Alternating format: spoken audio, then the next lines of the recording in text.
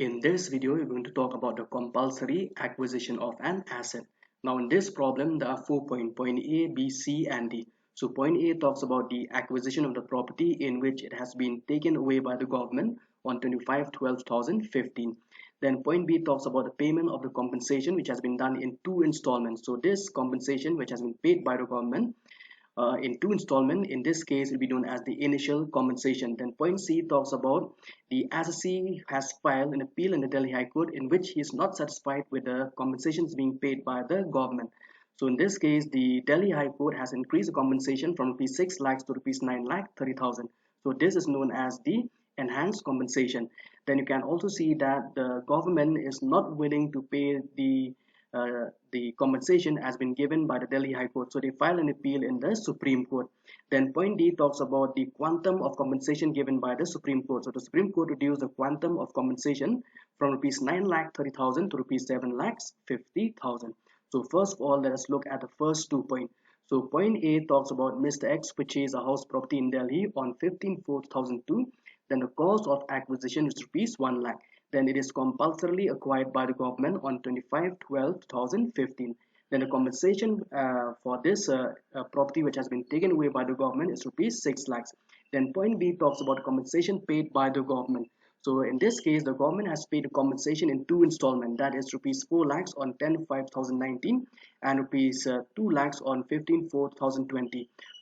So point to be noted here is that the capital gain shall be the income of the assessee of that previous year in which either wholly or part of the compensation has been received. So in this case, even though the assets has been taken away by the government on 25/12/2015, but the compensation has been paid by the government on two installment, that is rupees 4 lakhs on 10/5/2019 and rupees 2 lakhs on 15/4/2020. So in this case, the initial compensation has been paid in two installments. So this compensation which the assessee has received from the government will be taxable in the previous year in which the first installment has been received. So in that case, the first installment has been received on 10/5/2019. So it will be taxable in the previous year 2019/20. So now let us look at the solution, how it has to be done. Computation of capital gain for the assessment year 2020-21. So first of all, the full value of consideration for the initial compensation which has been received by the assessee. So now, as I have told you that the initial compensation or the full value of consideration in this case will be the previous year in which the first installment has been received. So now here we know that the first installment has been received in the previous year 2019-20. So it will be taxable in the assessment year 2020-21. So the entire initial compensation is rupees 6 lakhs. Then from the full value of consideration, then we have to less the index cost of acquisition. And taxation is being done because it's a long-term capital assets since the period of holding is more than 36 months. So the cost of acquisition is rupees 1 lakh. Then we have to multiply by the cost of inflation index of the previous year in which the assets is compulsorily acquired, that is 2015-16. So the cost of inflation index of 2015-16 is 254. Then divided by the cost of inflation index in which in the year in which the asset has been acquired. So the asset has been acquired, if you look from the problem, it has been acquired on 15/4/2002. So it means that it is in the previous year 2002-2003. So the CII or the cost of inflation index of 2002-2003 is 105. So after calculating, you get 2 lakhs 41,905. Then from the full value of consideration, if you less the index cost of acquisition, you'll get the long-term capital gain of 3,58,095 rupees. Now this is for point A and point B, that is the initial compensation in which the assessee has received from the government.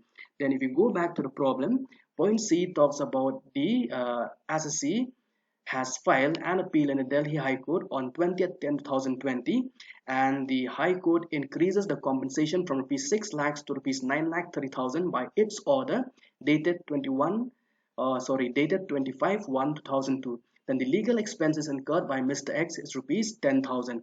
Then the government on 20th/6/2001 pays additional compensation of rupees 3 lakhs 30,000. So in this case, the compensation has been received from rupees 6 lakhs to rupees 9 lakh 30,000 due to an appeal filed by an assessee in the Delhi High Court, and the court has increased the compensation. So in this case, the compensation has been increased, I'll repeat, from 6 lakhs to 9 lakh 30,000. and the amount of this compensation, that is the additional compensation, or which is also known as enhanced compensation, on 20th 6 2001. So this additional compensation has been received in the previous year 2021-22. I'll repeat, the government paid the additional compensation or the enhanced compensation of rupees 3,30,000 on 20th 6 2001. That is, it falls under the previous year 21-22. So this will be taxable in the assessment year 2022-23. Now again, let us look at the solution. So now, since it is received in the previous year 2021-22, the additional compensation or the enhanced compensation, so it will be assessed in the assessment year 2022-23. So the enhanced compensation received in this case is rupees 3,30,000. Then there's the expenses of transfer. So you have to less the expenses of transfer of rupees 10,000. So if you minus from the enhanced compensation the expenses of transfer, there will be a long-term capital gain of rupees 3,20,000. Now let us go back to the problem again.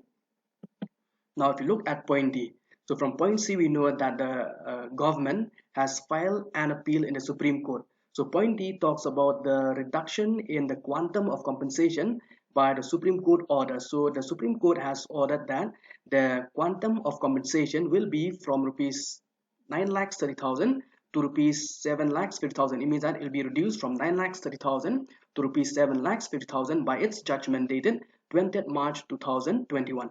So in that case, Mr. X has to repay back rupees 1,80,000 to the government on 25 March 2022, and the legal expenses incurred by him in the Supreme Court is rupees 25,000. Since Mr. X has to pay back to the government 1,80,000 on 25 March 2022, so it means that it falls under the previous year 2021-22. So it will be assessed in the assessment year 2022-23. Now let us look at the solution. Now, in this case, we have to recompute the capital gain for the assessment year 2022-23, since Mr. X has to return back or repay back to the government 1,80,000. So as per the Delhi High Court, he get an enhanced compensation of rupees 3,20,000, but this has been reduced since he has to repay back 1,80,000. It has been reduced by rupees 1,80,000. So the enhanced compensation that he has received from the government is rupees 1,40,000, and there is an expenses of transfer in the Supreme Court, that is 25,000. So after deducting the expenses of transfer from the enhanced compensation, this long-term capital gain for the assessment year 2022-23 will be rupees 1,15,000.